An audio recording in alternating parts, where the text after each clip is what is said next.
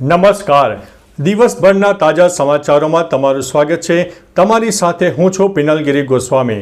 સમાચારો વિસ્તારથી જાણીએ એ પહેલા મહત્વના સમાચારો ઉપર એક નજર. મિત્રો, આજની વિડીયોમાં વાત કરીશું વરસાદ અને ઠંડીની આગાહી. મિત્રો, અત્યારે જ્યારે દક્ષિણ ભારતના અનેક ભાગોમાં જોરદાર વરસાદની અસર જોવા મળી છે. વાવાઝોડાને કારણે ભારે પવન સાથે તોફાની વરસાદ પણ વરસી રહ્યો છે. આગામી 7 થી 8 ડિસેમ્બર સુધી હજુ પણ દક્ષિણ ભારતમાં વરસાદની શક્યતા રહી છે. બીજી બાજુ મિત્રો, ગુજરાતમાં ઠંડીની આગાહીની વાત કરીએ તો આગામી એક સપ્તાહમાં જ ગુજરાતમાં ન્યૂનતમ તાપમાન 13 ડિગ્રી કરતાં નીચે જાય, જેમાં ઉત્તર ગુજરાત અને સૌરાષ્ટ્રમાં કાતિલ ઠંડી પડી શકે છે.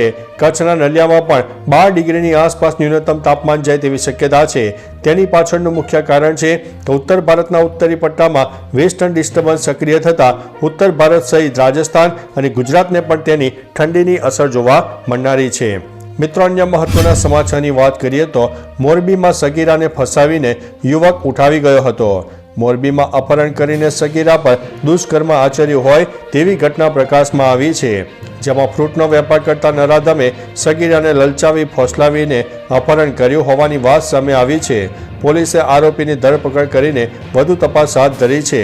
સગીરાના માતા પિતાએ મોરબી તાલુકાના પોલીસ સ્ટેશનમાં ફરિયાદ નોંધાવીને વધુ કાર્યવાહી હાથ ધરી છે.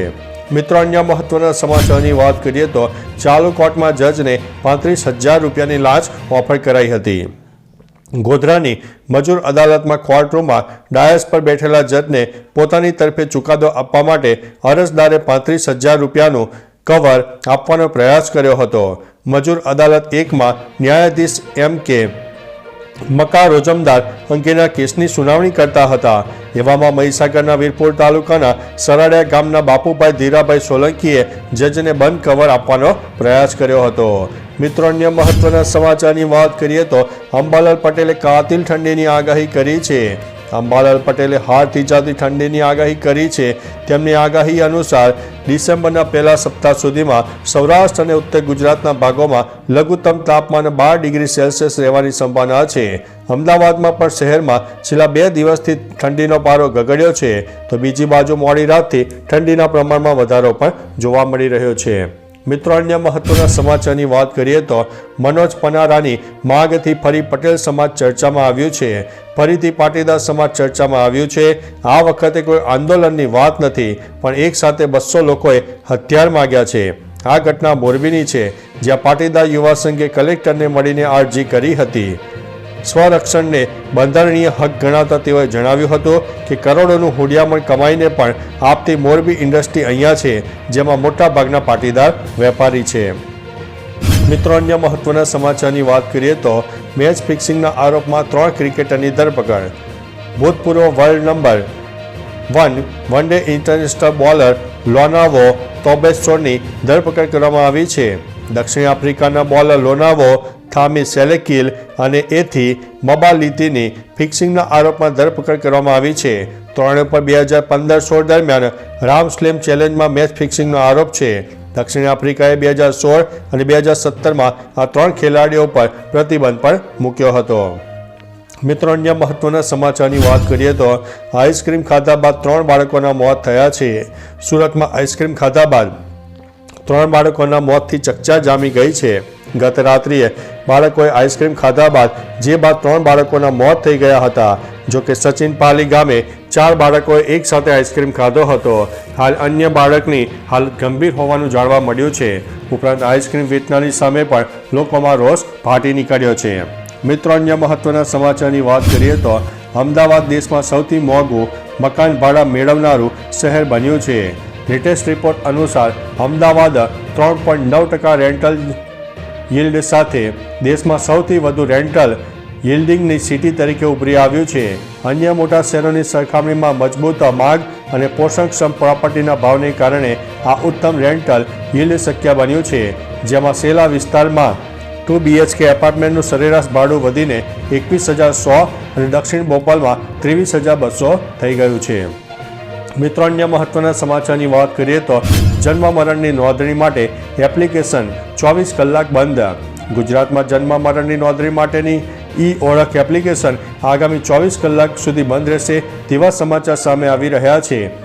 ઓળખ એપ્લિકેશન માટે રાખવામાં આવેલા સર્વરનો યુટિલાઇઝેશન રેટ વધી ગયો હોવાથી એપ્લિકેશન ધીમી થઈ ગઈ હોવાનું જાણવા મળી રહ્યું છે, જેના કારણે આ નિર્ણય લેવામાં આવ્યો છે. મિત્રો, અન્ય મહત્વના સમાચારની વાત કરીએ તો કડકડતી ઠંડીમાં શાકભાજીના ભાવ ગૃહિણીઓનું બજેટ ખોરવી નાખ્યું છે.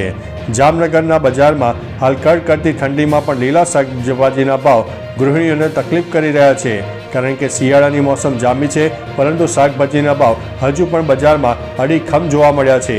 ઉનાળાની સિઝનમાં શાકભાજીના ભાવ ઊંચા રહે તે સ્વાભાવિક બાબત ગણાય છે, પરંતુ ચોમાસા પછી શિયાળામાં સામાન્ય રીતે શાકભાજીના ભાવ નીચા રહેતા હોય છે. મિત્રો, અન્ય મહત્વના સમાચારની વાત કરીએ તો ગુજરાતમાં પણ થઈ શકે છે વાવાઝોડાની અસર. બંગાળની ખાડીમાં ઊભું થયેલું ફેંગલ વાવાઝોડાએ અગત્યના સમાચાર આપ્યા છે, જેમાં હાલ દક્ષિણ ભારતના તમિલનાડુ અને પોંડિચેરીના કેટલાક વિસ્તારોમાં ભારે વરસાદની સંભાવના વ્યક્ત કરવામાં આવી છે, જેને લઈને એલર્ટ પણ જારી કરી દેવામાં આવ્યું છે. તો બીજી બાજુ આગામી 2 અથવા તો 3 તારીખની આસપાસ દક્ષિણ ગુજરાતના જિલ્લામાં વાદળો રહેશે, જેથી ઠંડી પણ વધી શકે છે. મિત્રો, અન્ય મહત્વના સમાચારની વાત કરીએ તો હવે એટીએમથી પણ પૈસા ઉપાડી શકાશે, પીએફના પૈસા. કેન્દ્ર સરકાર એમ્પ્લોઈઝ પ્રોવિડન્ટ ફંડ ઓર્ગેનાઇઝેશન એટલે કે ઈપીએફઓમાં મોટા ફેરફારો કરવાની તૈયારી કરી રહી છે. સૂત્રોના જણાવ્યા અનુસાર ઈપીએફઓ 3.0ના ડ્રાફ્ટ અનુસાર હવે કર્મચારીઓને એટીએમમાંથી સીધા પીએફના ફંડ ઉપાડવાની સુવિધા આપવા પર વિચાર કરી રહી છે. એવું માનવામાં આવે છે કે આ સુવિધા આવતા વર્ષે જૂનથી શરૂ થઈ શકે છે, પરંતુ તેના દ્વારા માત્ર એક નિશ્ચિત રકમ ઉપાડી શકાશે. મિત્રો, અન્ય મહત્વના સમાચારની વાત કરીએ તો રાહુલ અને પ્રિયંકા વાયનાડ પહોંચ્યા હતા. પ્રિયંકા ગાંધી અને રાહુલ ગાંધી કેરળના વાયનાડ પહોંચી ગયા હતા. વાયનાડથી સાંસદ ચૂંટાયા બાદ પ્રિયંકા ગાંધી પહેલીવાર વાયનાડ પહોંચ્યા હતા. લોકસભા ચૂંટણીમાં રાહુલ ગાંધી રાયબરેલી અને વાયનાડ બેઠક પરથી ચૂંટણી લડ્યા હતા. તેઓ બંને બેઠકો જીતી ગયા હતા. આવી સ્થિતિમાં તેમણે વાયનાડ સંસદ સીટ પરથી રાજીનામું આપી દીધું હતું. આ પછી પ્રિયંકાએ પેટા ચૂંટણી લડી અને જીતી પણ લીધી હતી. મિત્રો, અન્ય મહત્વના સમાચારની વાત કરીએ તો તામિલનાડુમાં ભારે વરસાદ, પાણી પણ ભરાઈ ગયા. તામિલનાડુમાં ચક્રવાતી તોફાન ફેંગલની અસર જોવા મળી. ભારે વરસાદને કારણે ચેન્નઈના કેટલાક ભાગોમાં પાણી ભરાયેલા જોવા મળ્યા. હવામાન વિભાગની માહિતી અનુસાર ચક્રવાતી તોફાન ફેંગલ 30 નવેમ્બરની સાંજે 70થી 80 કિલોમીટર પ્રતિ કલાકની ઝડપે ફૂંકાયું હતું અને કરાઈકલ અને મહાબલીપુરમ વચ્ચે દરિયાકાંઠે ટકરાયું હતું. તેથી બંને રાજ્યોમાં હજુ પણ વરસાદની સંભાવના રહે છે. મિત્રો, અન્ય મહત્વના સમાચારની વાત કરીએ તો બીઝેડ ગ્રુપ કૌભાંડમાં ક્રિપ્ટોકરન્સીની એન્ટ્રી. બીઝેડ ગ્રુપ કૌભાંડમાં મુખ્ય આરોપી ભૂપેન્દ્ર ઝાલાને લઈને વધુ ખુલાસા સામે આવ્યા છે, જેમાં સંબંધીના નામે ક્રિપ્ટોકરન્સીમાં રોકાણ કર્યું હોવાનું સામે આવ્યું છે. ઉપરાંત 3 વર્ષમાં કરોડોની જમીન ખરીદી હોવાની માહિતી પણ સામે આવતા તમામ જિલ્લાના સબ રજિસ્ટ્રાર કચેરીમાં તપાસ કરવામાં આવશે.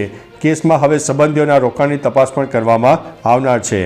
તો ચાલો મિત્રો, ફરીથી દેશ અને દુનિયાના સુપરફાસ્ટ સમાચાર લઈને મળતા રહીશો. ત્યાં સુધી અમને રજા આપશો. નમસ્તે.